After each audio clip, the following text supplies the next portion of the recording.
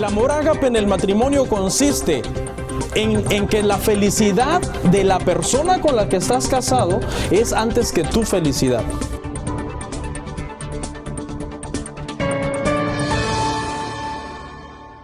La epístola del apóstol Juan, capítulo 5, verso 7. Sean todos bienvenidos a la serie Los atributos de Dios. No sabemos cuántos domingos más vamos a estar hablando de este tema. Lo que sí sabemos es de que están siendo de bendición y vamos a iniciar el día de hoy pues abriendo nuestras escrituras, hermano. Primera de Juan, capítulo 5, versículo 7. Tenemos cuidado de niños, hermano, le rogamos por favor su confianza. Allá hay gente capacitada para hacer ese trabajo, así que no tengan miedo de que de dejarlos por allá. De hecho, si son nuevos y todavía pues les da desconfianza, yo sé lo que es eso. Yo he estado visitando otras iglesias de repente y me piden llevar mis niños y yo no sé ni a dónde, ni con quién. Entonces, conozca, hable con las maestras, conozca el área, quédese allá un ratito si gusta, explore el lugar para que usted tenga esa confianza. Amén. ¿Encontró Primera de Juan capítulo 5 verso 7? Amén. Bueno, leemos la palabra en el nombre del Padre, del Hijo y del Espíritu Santo. Dice: porque tres son los que dan testimonio en el cielo: el Padre, el Verbo y el Espíritu Santo. ¿Y qué dice al final? Y estos tres son uno. Tema 4. El día de hoy vamos a hablar de Dios es trino, o Dios es una trinidad. Amén. Vamos a orar. Padre Santo, te damos gracias en este momento. Te rogamos, Señor, que nos ayudes, que nos des sabiduría, que nos des entendimiento para poder, Señor, explicar este tema a la congregación y poder estudiar todos los pasajes de tu palabra que nos enseñan y nos hablan, Padre Santo, de esta bendita Trinidad. Te damos gracias en el nombre de Jesús. Amén. Amén. ¿Pueden sentarse? Hermanos, vamos 4 temas. Yo sé que han habido temas bien difíciles, que de hecho para muchos han sido tan nuevos y tan difíciles de comprender, que se nos han acercado para decirnos: pastor, la verdad, estamos dándonos cuenta que o no conocíamos a Dios o conocíamos muy poco de Él, porque yo no sabía que la soberanía de Dios era algo tan incomprensible, algo que hablamos la semana pasada. Amén. Este es uno de los atributos principales de Dios. Dios es una Trinidad. Amén. Eso es algo difícil de comprender para nuestra mente. Esto es un concepto difícil en la cristiandad, ¿sí? Y quiero que me tenga paciencia, porque no hay forma humana de explicarlo de tal forma, valga la redundancia, que todo mundo diga: yo ya lo entendí, no tengo la menor duda. Este es uno de esos temas en el cristianismo que uno estudia y el día que lo estudiaste tú alcanzas a agarrar los conceptos más importantes y a los 3-4 meses te toca repasarlo, porque es tan difícil que la mente de uno le cuesta poner cada cosa en su lugar para llegar a comprenderlo. No hay predicador sobre la faz de esta tierra que tenga la capacidad de explicar este tema tan satisfactoriamente que todo mundo diga: ya lo comprendí perfectamente. Lo que debemos entender es que la Biblia nos enseña que el Padre es Dios, el Hijo es Dios, el Espíritu Santo es Dios, pero también estas 3 personas son uno. Eso es lo que debemos de comprender. Ese concepto es el que a nosotros nos debe de quedar claro en nuestra mente. La palabra Trinidad, de hecho, no aparece en la Biblia. Los movimientos religiosos que atacan a los que somos trinitarios o creemos en el Padre, el Hijo y el Espíritu Santo, este es uno de los argumentos que usan. Dicen: no aparece, no está en la Biblia. Sin embargo, lo que nosotros debemos de tener claro es que el concepto en sí aparece. O sea, no aparece la palabra Trinidad, pero está representada por lo que la Biblia nos enseña. entienda que de ninguna manera cuando se habla de una Trinidad se está hablando de tres dioses. Se está hablando de un Dios en esencia que se manifiesta en tres personas, en tiempos diferentes y bajo circunstancias diferentes, tanto en la creación como en la vida de los seres humanos. Hay muchas otras palabras que no aparecen en la Biblia. Por ejemplo, la palabra abuelo o abuelito no está en la Biblia, pero el concepto sí está. ¿Por qué? Porque Abraham era abuelo de Jacob, ¿no? Isaac era abuelo de José. La palabra incesto no aparece en la Biblia, sin embargo en la Biblia hubo actos incestuosos. La palabra violación no aparece, sin embargo hubo, en el caso, ¿se acuerdan de Dina que fue violada? La palabra homosexualismo no está en la Biblia, sin embargo la Biblia condena profundamente la sodomía y toda práctica, hermano, abominable delante de Dios. Lo que usted debe de entender acerca de la Trinidad es que el concepto sí está y que es un atributo principal de parte de Dios, ya que si usted no cree en el Dios Trino, usted no está creyendo en el Dios de la Biblia, usted está creyendo en un Dios falso. Por lo tanto, esta doctrina, hermanos, es una doctrina de salvación.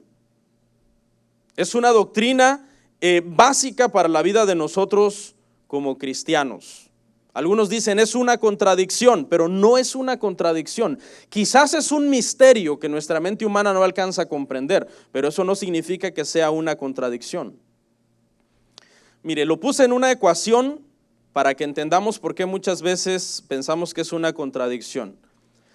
Nuestra mente humana dice lo siguiente, nuestra mente humana dice el Padre, 1, más el Hijo, 1, más el Espíritu Santo, 1, igual a 3.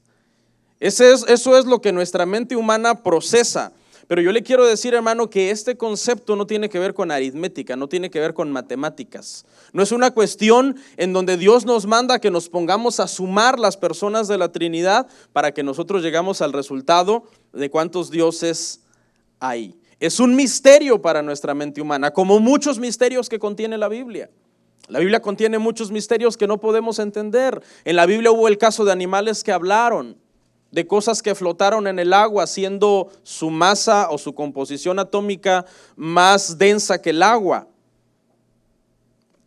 María dio a luz siendo virgen. Hay muchos misterios en la Biblia que son misterios espirituales, pero el hecho de que nosotros no los comprendamos no significa que son contradicciones en la palabra de Dios. Vamos a hacer un recorrido breve acerca de la deidad de estas tres personas. El Padre es Dios, el Hijo es Dios, el Espíritu Santo es Dios. Vaya conmigo por favor a Hebreos capítulo 1. Hebreos capítulo 1, verso 1, vamos a leer el verso 1 y el verso 2. Dice así, dice, Dios, habiendo hablado muchas veces y de muchas formas en otro tiempo, dice, a los padres por los profetas, en estos postreros días nos ha hablado por el Hijo, a quien constituyó heredero de todo y por quien asimismo hizo el universo. La deidad del Padre es algo que generalmente todo mundo aceptamos. Por lo menos las tres religiones más grandes del mundo aceptamos la deidad del Padre, que el Padre es Dios. Los judíos creen que el Padre es Dios. Los musulmanes creen que el Padre es Dios, solamente que ahí hay que tener cuidado porque los musulmanes llaman Padre a Alá y enseñan que es el mismo que Yahweh, el Dios de los judíos. Entonces debemos de tener mucho cuidado ahí con ese concepto, porque ellos se aferran, ellos dicen Alá es Yahweh y no es así. Hay que hacer un estudio profundo para darnos cuenta que eso es una mentira. Y nosotros los cristianos sabemos que el Padre es Dios. El Padre es quien envió a su Hijo a morir a la cruz del Calvario por nosotros. El Padre es quien desde el principio junto con el Espíritu Santo y el Hijo crearon todo. O sea, no hay tanto problema en que nosotros dudemos de la deidad del Padre. Hay movimientos religiosos que la niegan y usted debe de tener mucho cuidado. Por ejemplo, el movimiento Solo Jesús, ellos niegan la deidad del Padre. Ellos enseñan que Jesús en un tiempo fue el Padre y luego se manifestó como el Hijo, y luego se manifestó como el Espíritu Santo, pero en realidad solo Jesús es Dios.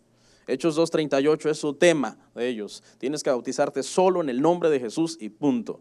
Ellos niegan la deidad del Padre, niegan la deidad del Espíritu Santo y solo creen en la deidad de Jesús, en la deidad del Hijo. Tenga cuidado porque ese es un movimiento hereje que no se apega a la sana enseñanza de la Biblia. Veamos un poco el asunto de la deidad del Hijo. Ya dijimos que las 3 religiones más grandes del mundo creemos en la deidad del Padre. Ahora, ¿qué nos enseña la Biblia sobre la deidad del Hijo? Vaya conmigo a Juan 1, verso 1 al 2. Conforme avancemos, este tema se nos va a ir abriendo un poco más, ¿ok? A nuestro entendimiento. Dice, en el principio era el verbo. El término en el principio aquí se refiere antes de que comenzara la creación. Aquí en el principio es antes de que existiera el tiempo, en la eternidad, donde Dios está. Era, dice el verbo, aquí el verbo es la palabra logos, se refiere a Jesús. Dice, y el verbo era con Dios, y el verbo era Dios. Este era en el principio con Dios. Jesús es Dios desde un principio, Él no tiene principio. Reúne todos los atributos del Padre, es eterno. Cuando Jesús le da razón a los judíos, porque los judíos le dicen, ¿y tú quién eres? Jesús dice, antes de Abraham, yo soy. Yo soy. O sea, está hablando en un tiempo presente continuo, yo soy eterno. Era antes de Abraham, soy ahora después de Abraham y seré por toda la eternidad. Es autoexistente, es igual que el Padre en ese sentido. No fue creado por el Padre, como enseña a algunos movimientos herejes, que Jesús fue creado por el Padre. Y por eso no se le da el nivel de deidad. Él desde antes ya estaba con el Padre, desde el principio. Es autoexistente en el sentido de que recuerde que el Padre no tiene un propósito por qué existir. ¿Se acuerda cuando hablamos de que Dios es eterno? El Padre no tiene un propósito en sí por qué existir. ¿Por qué? Porque si tuviera un propósito significa que alguien lo creó a Él con un propósito y que hay alguien más grande que Él. No, Dios es completo en sí mismo. Su existencia no necesita un propósito para Él poder ser feliz o para poder Él llegarse a realizar como Dios. Él existe simplemente porque Él existe. En ese sentido, Jesús es autoexistente igual que el Padre. Jesús es inmutable. Él dijo en su palabra que Él nunca cambia. Jesucristo es el mismo ayer, hoy y por los siglos. Es inmutable, Él nunca cambia. Es omnisciente, la semana pasada lo vimos, todo lo sabe, aunque en su humanidad Él decidió poner límite voluntariamente a su omnisciencia y decir, ok, voy a ignorar el fin del mundo en su composición humana, un límite voluntario que Él puso a su omnisciencia. Es omnipresente, Jesús está en todas partes. Es omnipotente, para Jesús no hay nada imposible. ¿Cuál es la razón por la que a la humanidad le cuesta tanto aceptar la deidad de Jesús? La razón es porque Jesús un día fue hombre. Y esa situación es la que no ayuda a la gente a comprender, porque la gente dice, pero es que ¿cómo puede ser Dios si Él nació de una mujer, estuvo en esta tierra, le dio hambre, se cansó, sudó, sufrió, etcétera? La razón por la que a la gente le cuesta mucho aceptar la deidad de Jesús es porque Él un día fue 100% hombre. Ahora, aquí es donde entra una doctrina importante en el cristianismo, que es la doctrina de la doble naturaleza de Jesús. La doble naturaleza de Jesús enseña que Jesús fue 100% hombre y 100% Dios. 100% divino y 100% hombre. Esa es una doctrina importante para que nosotros alcancemos a comprender que Jesús es Dios. Y el caso del Espíritu Santo, el Espíritu Santo es llamado algo y no es algo. El Espíritu Santo es alguien. Otros lo llaman la fuerza creativa de Dios o la fuerza activa de Jehová. Sin embargo, en la Biblia vemos que el Espíritu Santo es descrito como una persona a quien se le puede tratar de mentir. ¿Se acuerda cuando Ananías y Zafira vendieron una propiedad y trajeron la propiedad, pero habían sustraído, de la cantidad del dinero? ¿Y qué les dijo Pedro? Ustedes están tratando de mentirle a Dios, están tratando de mentirle al Espíritu Santo. Al Espíritu Santo se le puede contristar. Un cristiano que no está siendo diligente o que no está siendo leal y fiel a Dios, contrista al Espíritu Santo. El Espíritu Santo oye. Cuando nosotros oramos, usted puede orar al Espíritu Santo. Usted puede adorar al Espíritu Santo. Usted puede cantar al Espíritu Santo. El Hijo no se va a poner celoso, ni el Padre se va a poner celoso. Porque más adelante vamos a ver la unidad perfecta que existe entre ellos. Es de esta Trinidad, de estas tres personas, donde emana todo el amor que nosotros tenemos en el universo, lo que se le conoce como el amor intratrinitario, el amor más perfecto. El amor del Padre hacia el Hijo, el amor del Hijo hacia el Padre, el amor del Hijo hacia el Espíritu Santo, el amor del Espíritu Santo hacia el Padre. El Espíritu Santo es perfectamente distinguido y diferenciado del Padre y del Hijo en la Biblia. Vaya conmigo a Salmo 51:10, por favor. Salmo 51:10, vamos a leer el 10 y el 11. Vemos aquí a David orando al Padre y dice David así: crea en mí, oh Dios, un corazón limpio y renueva un espíritu recto dentro de mí. No me eches de delante de ti y no quites de mí tu Santo Espíritu. Es claro, David haciendo una diferencia marcada entre el Espíritu Santo y el Padre. Más adelante vamos a ver una cita en donde David hace una diferencia marcada entre el Hijo y el Padre. David, por revelación del Espíritu Santo, nos está enseñando aquí que el Espíritu Santo es Dios. Y más adelante vamos a ver la cita donde él dice: también dijo el Señor a mi Señor, y se refiere a Jesús y se refiere al Padre, haciendo diferencia entre ellos. Podríamos pasar horas hablando de todas las citas en donde vemos que el Padre es Dios, y de todas las citas donde vemos que el Hijo es Dios, y de todas las citas donde vemos que el Espíritu Santo es Dios. Pero no lo vamos a hacer, ¿ok? Usted puede leer la Biblia, lea la Biblia, es un deber y es un compromiso que usted tiene como cristiano. Hay una subordinación en la Trinidad. Y esa subordinación no significa que uno es más grande que el otro, sino nos está enseñando orden.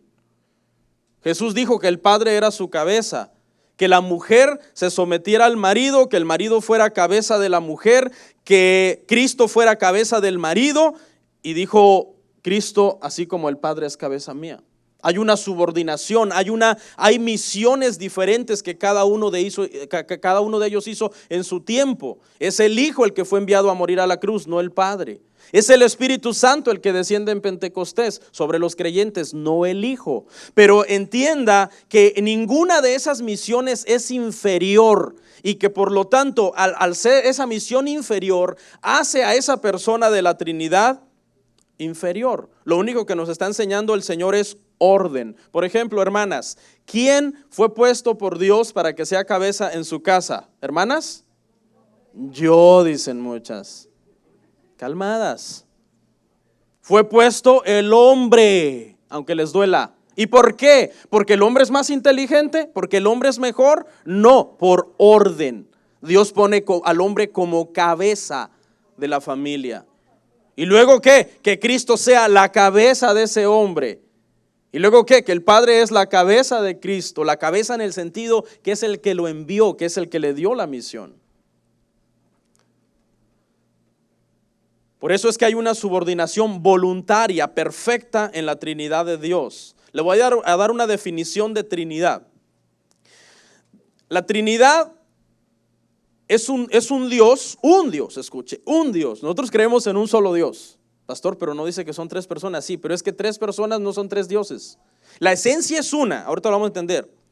En tres personas coexistentes y coeternas. Y cada uno son completamente Dios. La Trinidad es un Dios en esencia, un solo Dios es su esencia. Manifestado en tres personas. Estas tres personas son, dice ahí, coexistentes, o sea, existen el uno para el otro, nunca están separados. Aunque cada uno de ellos tenga una misión específica, nunca está trabajando en forma independiente porque la esencia es una. coeternas, es decir, ninguno de ellos fue creado. No es que el Padre creó al Hijo y al Espíritu Santo, o que el Espíritu Santo creó al Padre y al Hijo. No, ellos existen desde la eternidad es donde no hay tiempo, y desde entonces ellos existen y en sí mismos son completos y en sí mismos son perfectos. Un Dios en esencia, tres personas en manifestación. Esa es la definición más exacta de Trinidad si nosotros nos vamos a la Biblia. ¿Por qué usamos entonces la palabra Trinidad para referirnos al Dios trino? Cada vez que usted dice Dios, usted está refiriéndose al Dios trino, todo el tiempo. Y la razón por la que utilizamos la palabra Trinidad es para no decir yo creo en un Dios en esencia que existe en tres personas coeternas y coexistentes, y que cada una de esas personas es completamente Dios. Para evitar toda esa definición es que usted dice yo creo en la Trinidad de Dios, o yo creo en un Dios que es un Dios trino. No sé si nos estará visitando algún unitario, tal vez hoy, alguien que dice yo no creo esta doctrina. Pues le invito a que lo oiga con atención, ¿ok? Porque la Biblia es clara cuando habla acerca de la Trinidad de Dios. Le hago una pregunta. Si en el matrimonio Dios dijo que el hombre y la mujer, siendo dos, sean uno, ¿por qué en la Trinidad Dios no puede decir que el Padre, el Hijo y el Espíritu Santo sean uno, siendo tres? Y hay un respaldo bíblico para lo que le acabo de decir, más adelante lo vamos a estudiar. De hecho, la misma palabra Trinidad no se refiere a tres dioses, sino se refiere a un Dios en tres personas.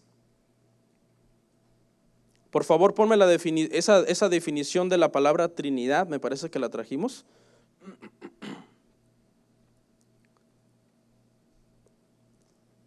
Está compuesta por dos términos, el prefijo tri, que significa ¿qué?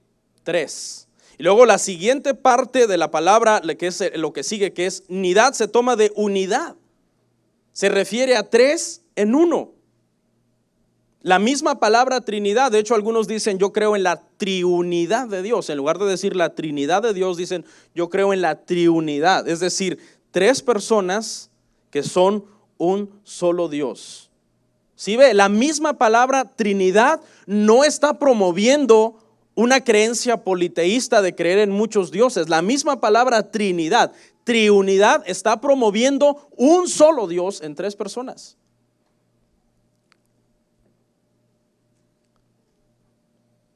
Pero sin embargo, nosotros tenemos un solo Dios, no tenemos muchos dioses. Eso sería politeísmo.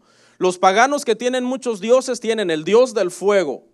¿Cuántos estudiaron historia de su país? No sé si usted es de alguno de esos países donde la historia era riquísima en cuestión de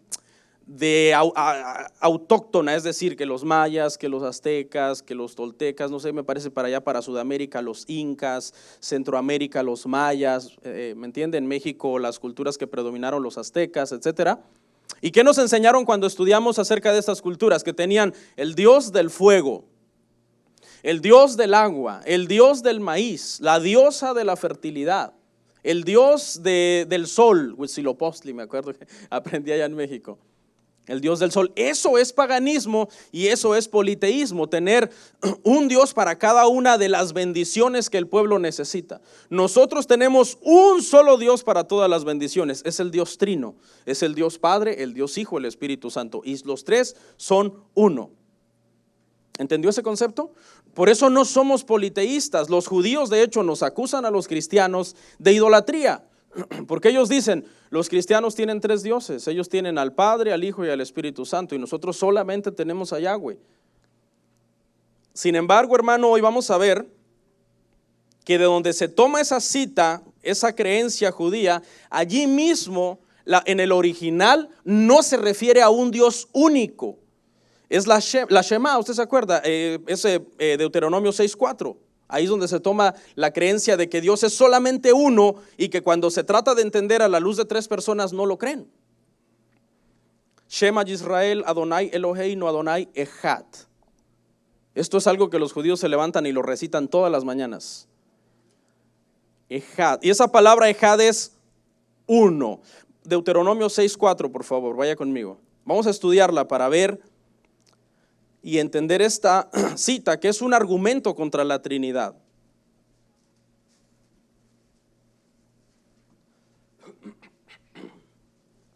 Veamos este argumento. ¿Lo tiene? Oye Israel, Shema Yisrael, Jehová nuestro Dios, Adonai Eloheinu, Jehová uno es. Adonai Echad, Adonai uno es, Adonai Echad. Esa palabra Echad, que es la palabra que dice uno es exactamente la misma palabra en Génesis 2:24 para decir que dos, un hombre y una mujer, serán una sola carne. Vaya conmigo a Génesis 2:24, por favor. Dice, por tanto, dejará el hombre a su padre y a su madre, y se unirá a su mujer, y serán una sola carne. Ahí la palabra para una sola es Echad, es la misma palabra que dice Adonai Echad, Adonai, o sea, el Señor uno es la misma que se usa para decir el hombre y la mujer serán uno. Entonces, esta palabra aquí, Echad, no significa a uno único, se refiere a una composición de dos o más elementos que llegan a ser uno. O sea, el hombre y la mujer llegan a ser uno, una sola carne. Del mismo modo, nosotros podemos interpretar que cuando Dios dice en Deuteronomio 6:4, Adonai uno es, ahí la palabra Adonai es el Padre, el Hijo y el Espíritu Santo, uno es. ¿Lo entendió? Se lo voy a decir una vez porque los veo dudosos. Cuando alguien te venga con este argumento, Jehová uno es, tú le tienes que decir, sí, Jehová uno es, pero ahí ese término Jehová en el original Adonai o Yahweh es Padre, Hijo y Espíritu Santo. Y sí, te creo, son uno, los tres. Del mismo modo que en Génesis 2:24, cuando se usa esa palabra para decir que serán uno, se está refiriendo a dos. Ahí está el argumento bíblico, hermano, que no contradice la Biblia. No hay una contradicción, lo que tenemos es que estudiar y profundizar para llegar a entender eso. La triunidad de Dios nos habla de la diversidad de Dios en sus personas, en sus tres personas, pero también en sus misiones. Dios es uno, pero tiene una diversidad a la hora de manifestarse, a la hora de enviar a su Hijo, a la hora de enviar a su Espíritu, a la hora de Él, junto con un consejo en las tres personas, decidieron comenzar a crear y por su amor comenzaron a crear. Y esto está ilustrado, hermano, en la vida natural. La vida natural en la cual nosotros vivimos, vemos diversidad y unidad. En todo lo que usted ve alrededor hay diversidad y unidad. La misma palabra universo, la proyectan por favor, la misma palabra universo contiene unidad y diversidad. El primer término uni, de unidad, uno. Y la siguiente expresión, verso, que se tomó de diverso. Esa misma palabra está hablando de que el universo, a pesar de ser muy diverso, muy vasto, es uno. Y que funciona en una perfección exacta como un reloj, para que el universo tenga un funcionamiento con un mismo propósito, con una misma misión. Y lo podemos ver en muchísimos ejemplos. El sistema solar, por ejemplo, con sus planetas, con su sol, con sus órbitas. ¿Usted cree que están ahí por casualidad? ¿Que cada uno está desempeñando una tarea nada más al azar? No. El universo tiene un funcionamiento perfecto. La tierra tiene la distancia ideal al sol para que haya vida en la tierra. Los planetas están a cierta distancia de la tierra. ¿Qué pasaría si un planeta se acerca más a la tierra? Hay un caos. La gravedad de ese planeta afectaría completamente el movimiento de rotación y de traslación de la tierra. El mar se saldría y inundaría las ciudades.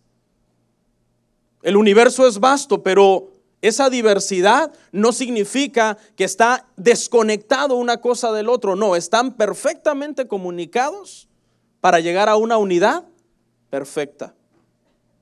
El ecosistema, cuando vemos los animales, la vegetación, los árboles, todo está interconectado. Los animales se comen las plantas, nosotros llegamos, nos comemos los animales. La vida en el agua, la vida en el aire, la vida en la tierra de los animales, todo es un funcionamiento, la famosa cadena de la alimentación, donde hay un orden. La mosca, Dios la creó para que se la coma la rana, luego esa rana se la come un pescado más grande, luego usted va, saca el pescado, se come el pescado. todo está interconectado y a pesar de su diversidad, tiene un fin común. Estoy dando unos ejemplos para que entendamos la diversidad de Dios y su unidad perfecta. La misma silla donde usted está sentado es diversa, tiene tela, tiene metal, tiene tornillos, tiene plástico en las patas de abajo, pero es una sola silla. Tiene muchos elementos, es muy diversa en su composición, pero es una silla que tiene un fin común, que usted llegue ahí y se siente y la use.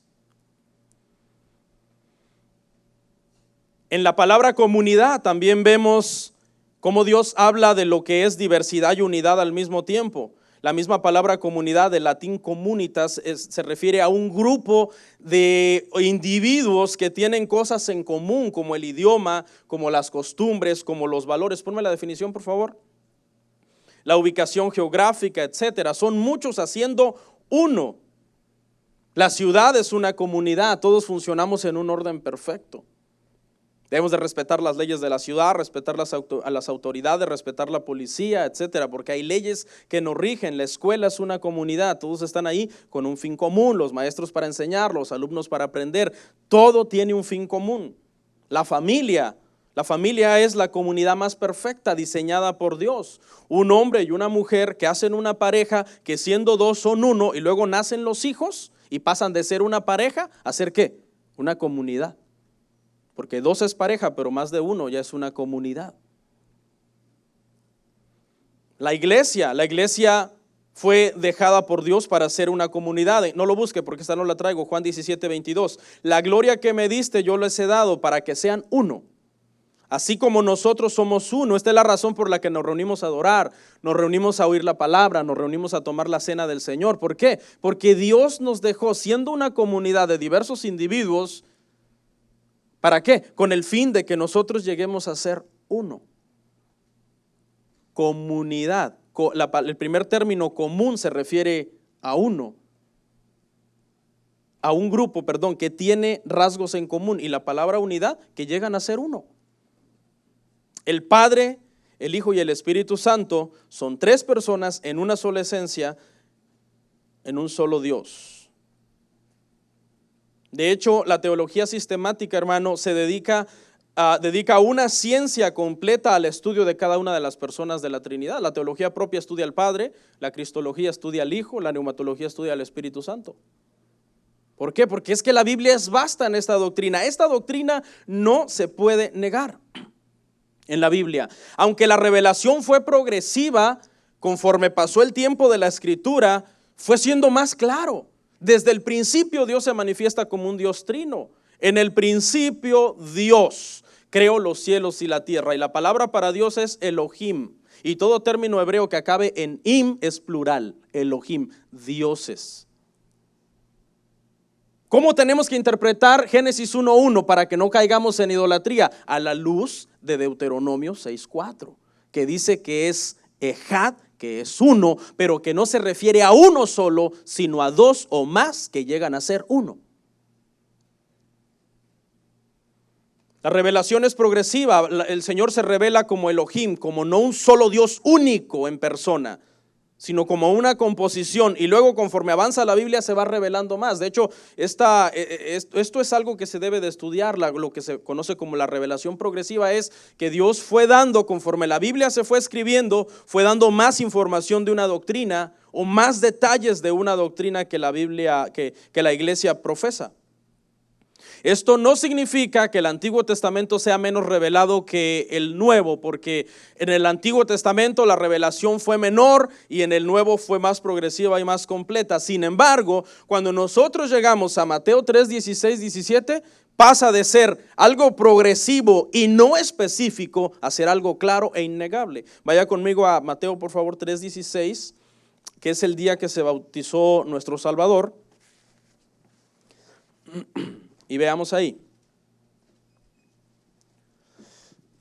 Fíjese, y Jesús, después que fue bautizado, subió del agua, y aquí todos los cielos le fueron abiertos, y vio al Espíritu de Dios que descendía como paloma y venía sobre él. Y hubo una voz de los cielos que decía: este es mi Hijo amado, en quien tengo complacencia. La revelación va siendo progresiva en el Antiguo Testamento. Vemos que David distingue al Espíritu Santo. Vemos que David distingue al Hijo. Hasta que llega un momento en que en el Nuevo Testamento los tres se manifiestan completamente al mundo. Existe un movimiento unitario que ataca terriblemente a los trinitarios y nos acusan de idolatría. Es el arrianismo. El arrianismo moderno hoy son los solo Jesús, los testigos de Jehová, los musulmanes. Ese es el arrianismo moderno, pero es una herejía antigua. Esta herejía data del año 250 después de Cristo. Se le atribuye a un presbítero de Alejandría en Egipto llamado Arrio, que él comenzó a atacar la doctrina de la Trinidad y comenzó a atacar la naturaleza de Cristo. Y él comenzó a decir que Cristo había sido solamente creado por el Padre y que no era Dios. Se basó en Juan 14:28, vaya ahí conmigo por favor. De ahí se basó para decir que Jesucristo había sido creado y que no era divino. Que no era divino. Habéis oído que yo os he dicho, voy y vengo a vosotros. Si me amarais, dice, os habríais regocijado, porque he dicho que yo voy al Padre y que el Padre mayor es que yo. Entonces, la cristología del arrianismo enseña que el Padre es mayor que Jesús, que el Hijo, por lo tanto el Hijo es creado y el Hijo no es divino como el Padre. La respuesta es muy sencilla. La respuesta para esta encrucijada es de que Jesús tenía las dos naturalezas, una naturaleza divina en el cual era 100% Dios y una naturaleza humana en el cual era 100% hombre. Esa es la respuesta para este enigma, pero como ellos no creen en la doble naturaleza de Jesús, entonces nunca los vas a sacar de esa postura. No creen que Jesús sea Dios y haya sido también hombre. Pero la doctrina de la Trinidad es respaldada por la Biblia. Son cientos y cientos de versículos en la Biblia que apoyan la Trinidad. Los unitarios tienen algo paradójico que resolver.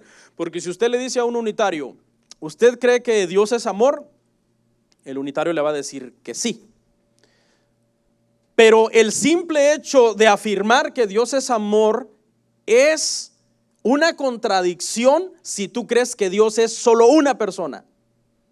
Porque el amor de Dios y Dios es amor. ¿Por qué Dios es amor? Dios es amor porque desde antes de la creación Dios es tres personas. Porque el amor es una manifestación de una persona hacia otra. Al simplemente nosotros decir que Dios es amor, nosotros estamos afirmando que Dios es dos o más, pero no una persona. No se confunda, no estoy diciendo que son más dioses que uno. Lo que estoy diciendo es que son más de una persona. Y esa es la razón por la que Dios es amor. Y desde antes de que Dios creara todo, Dios ya existía en sí mismo y el amor en sí mismo era perfecto. Dios no se sentía solo y por eso creó al ser humano. Dios no se sentía incompleto y por eso creó a la humanidad, porque Dios dijo, yo tengo que buscar a alguien a quien amar. No, el amor ya era perfecto en la Trinidad. ¿Entendió ese argumento? ¿Por qué la Biblia creemos en un Dios trino? Porque la iglesia, porque la Biblia está llena de un Dios trino. Desde Génesis 1:1 hasta Apocalipsis 22:21. Le acabo de citar el primer versículo de la Biblia y el último versículo de la Biblia. ¿Cómo se revela Dios en el primer versículo de la Biblia? Como un Dios trino, como un Dios Elohim. ¿Y cómo acaba la revelación de la Biblia en el libro de Apocalipsis? Acaba el cordero inmolado en el reino celestial del Padre, que aparece como cordero inmolado delante del Padre, y que el Padre dice, este es digno de abrir los sellos, y el Espíritu Santo diciéndole, ven Señor Jesús. El Espíritu y la iglesia dicen, ven. Por toda la Biblia la revelación va siendo más exacta y más exacta acerca de la Trinidad del Señor. Vamos, por favor, a verlo en algunos aspectos importantes. En la creación, Génesis 1 del 1 al 2. Vamos a ver esa cita que tanto hemos mencionado.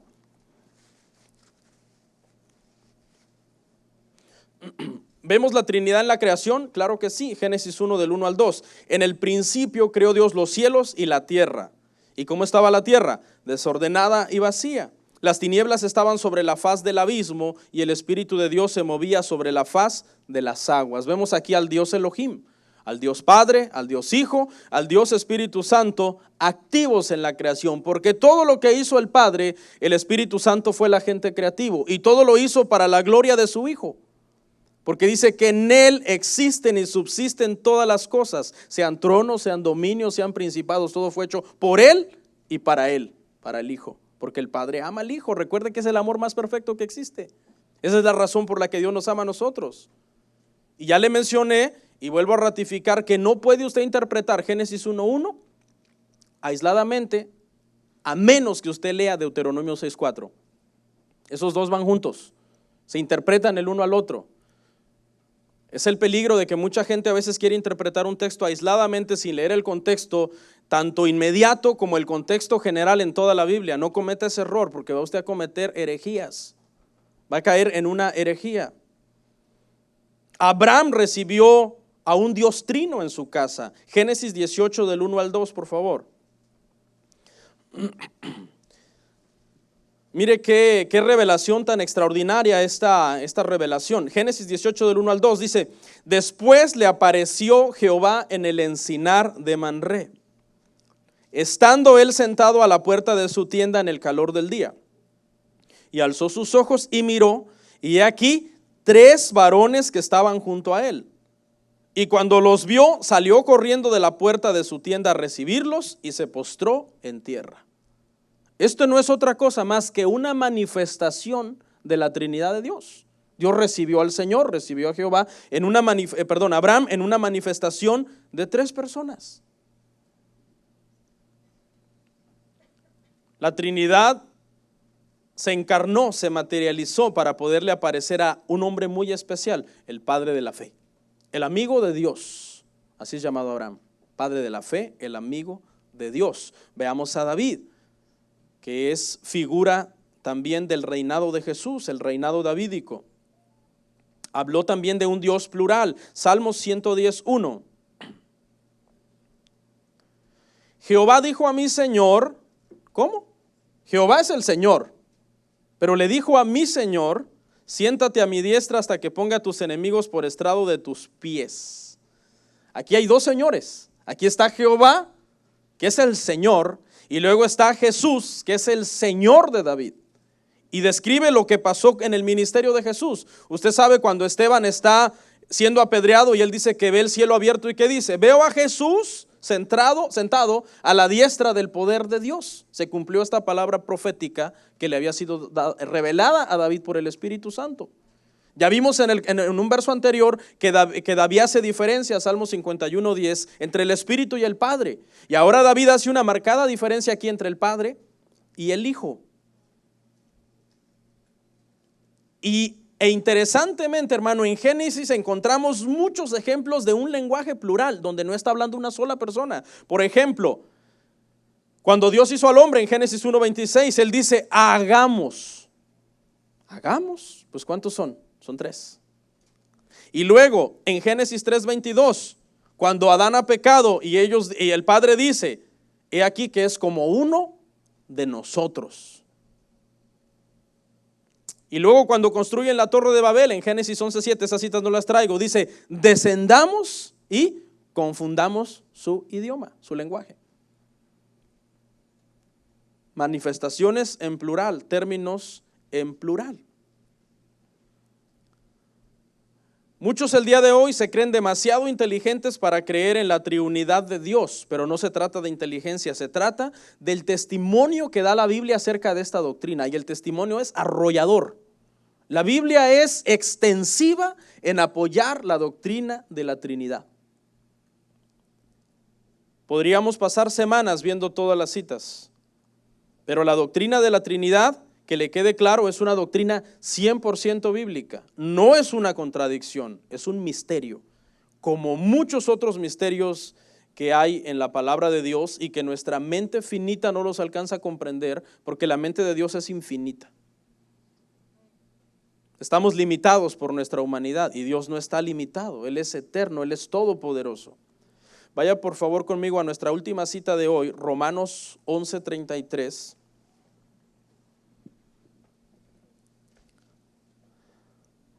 cómo Dios mismo nos deja ver en esta cita y en algunas otras que hay misterios que solamente le pertenecen a Él. Dice, oh profundidad de las riquezas, de la sabiduría y de la ciencia de Dios. Cuán insondables son sus juicios e inescrutables sus caminos. Porque ¿quién entendió la mente del Señor? ¿O quién fue su consejero? ¿Sabe qué hemos tratado de hacer los predicadores? Y han sido errores porque a veces pueden formar una mala enseñanza en la iglesia. Los predicadores hemos tratado de encontrar ejemplos de la vida común y corriente para darle ejemplos a la iglesia de la Trinidad. Le voy a mencionar algunos muy usados, yo creo que yo los he mencionado también en el pasado. El famoso ejemplo del huevo, en donde se dice, mira, el huevo es uno, sin embargo, la cáscara es una, la clara es otra, y la yema es otra. ¿Han oído ese ejemplo para ejemplificar la Trinidad? ¿Dónde está el error? El error está en que la cáscara no es un huevo completo, es solo la cáscara. ¿Entendió? La clara no es un huevo completo, es solo la clara. Y la yema no es un huevo completo, es solo la yema. Cuando están juntos los tres, es que son un huevo. Y eso no aplica a la Trinidad. ¿Por qué? Porque el Espíritu Santo es Dios completamente. Sí, el Hijo es Dios completamente y el Padre es Dios completamente. Entonces, ese ejemplo no satisface o no reúne toda la información para que nosotros podamos comprender la Trinidad de Dios. Otro muy común, la ilustración del agua. ¿Se acuerda? El agua tiene tres estados diferentes. El estado líquido, el estado sólido y el estado gaseoso. Usted se la toma cuando está en líquido, ¿verdad? Luego cuando la mete al refrigerador se congela y se hace sólida. Luego cuando hierve algo ahí en la estufa se evapora y se hace gas. Y todos estos estados son formas del agua. Sin embargo, el Espíritu Santo no es una forma de Dios. El Espíritu Santo es Dios. El Hijo no es una forma de Dios, es Dios. Y el Padre no es una forma de Dios, sino que es Dios completamente.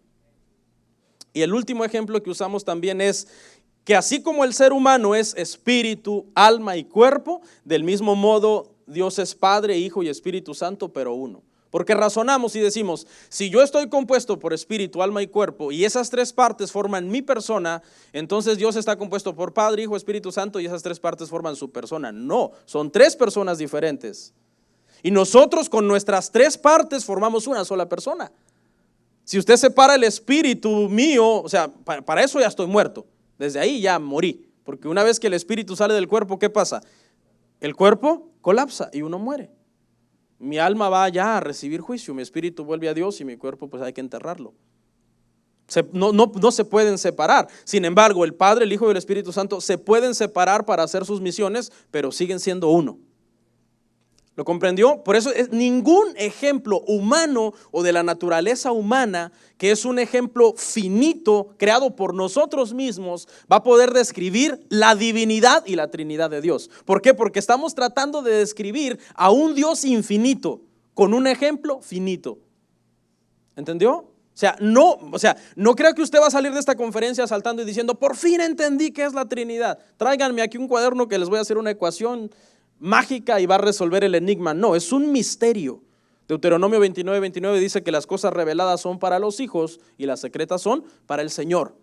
Quizás cuando salgamos del cuerpo vamos a alcanzar a comprender muchas cosas que ojo no vio, que oído no oyó, que no han subido a corazón de hombre y que son las cosas que Dios preparó ¿para quién? Para los que le aman. Entonces, ¿cuál debe de ser el consuelo de usted? El consuelo de usted debe de ser, aunque yo no entiendo la Trinidad de Dios, yo sé que yo tengo a un Dios que es amor, a un Dios que es soberano, a un Dios que es eterno, que a Él le ha placido ser un solo Dios en esencia y a Él le ha placido manifestarse en tres personas diferentes al mundo, pero es un solo Dios. Eso recuérdelo siempre, hermano. El hecho de que es uno solo no es que es una sola persona, sino son tres personas que componen un solo Dios. ¿Más o menos? Dice, pastor, usted prometió que se nos iba a ir aclarando y se nos fue enredando. Bueno, es que así está el asunto, hermanos, con esta doctrina. Es un enigma, es un misterio, pero nunca va a ser una contradicción.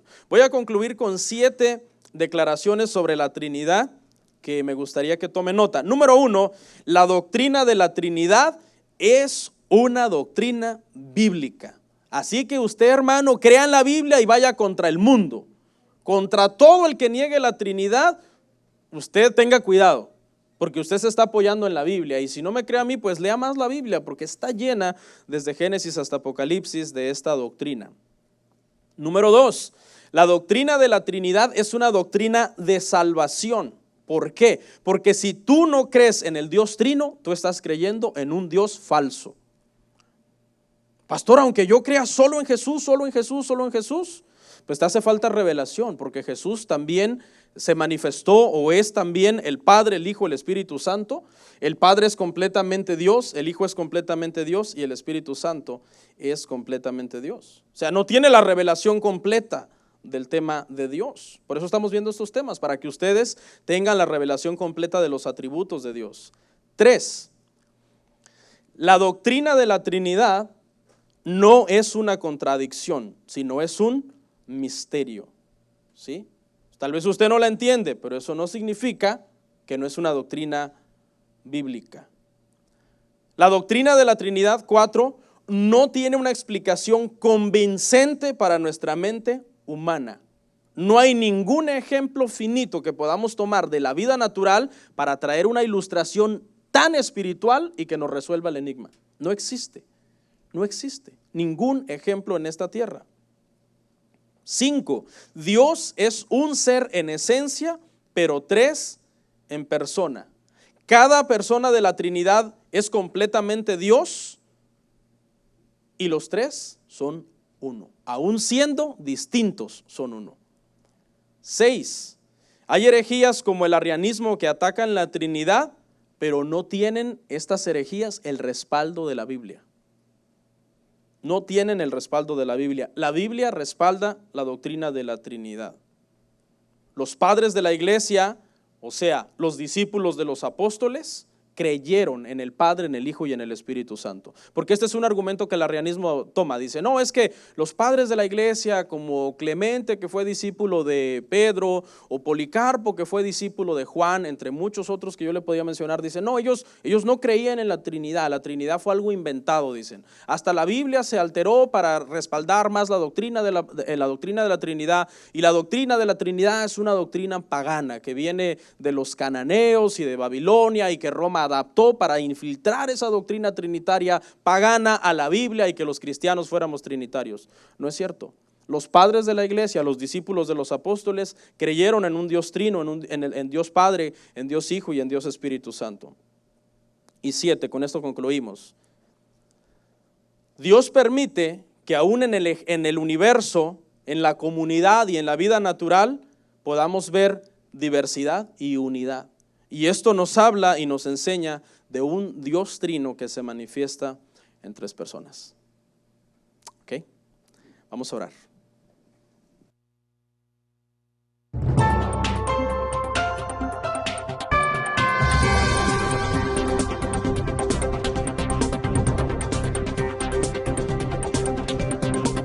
El amor ágape en el matrimonio consiste en que la felicidad de la persona con la que estás casado es antes que tu felicidad.